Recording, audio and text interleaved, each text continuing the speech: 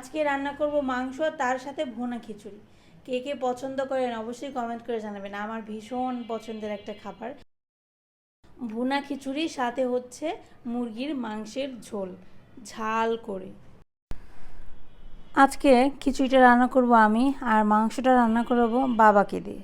বাবার হাতের মাংস একটু অন্যরকম স্বাদ হয়, গল্প করছি না, সত্যিই বলছি। আমার মায়ের হাতের চাইতে বাবার হাতের মাংস রান্নাটা জাস্ট ফাটাফাটি হয়।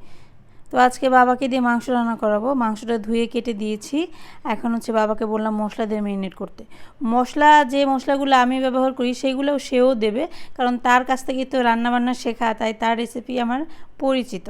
তো পেঁয়াজ রসুন আদা বাটা, তারপর জিরে ধনিয়া বিভিন্ন রকমের গোটা মশলা ব্যবহার করেছি, যেগুলা সাধারণত আমরা রেগুলার ব্যবহার করে থাকি। সব কিছু বেটে বুটে দিয়েছি, হলুদ মরিচ লবণ দিয়ে সুন্দর করে মাংসটা মেখে, জিরে ফোড়ন আর তার সাথে পেঁয়াজ কুচি দিয়ে মাংসটা সম্বার দিয়ে বসিয়ে দিছে। আর এখানে আমি খিচুড়ি রান্না করতেছি।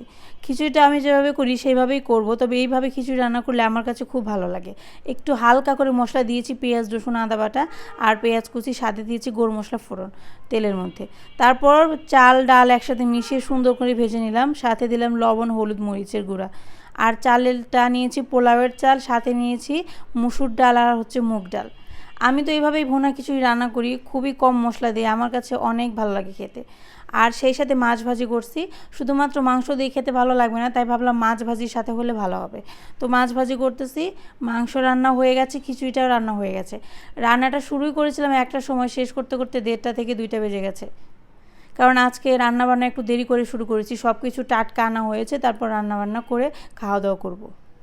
তো এখানে মাংস রান্না তো হয়ে গেছে, এখন মাংসটা ছোটো বাটিতে বেড়ে নিলাম। এখানে মাছ ভাজিও আমার হয়ে গেছে। আর এই যে দেখেন খিচুড়ি একদম গরম গরম ধোয়া উঠতেছে। যদিও বা এখন গরম পড়ে গেছে, তারপরও খিচুড়ি খাওয়ার স্বাদ সারা বছরই থাকে। এখানে খাওয়া দাওয়া শেষ হয়ে গেছে।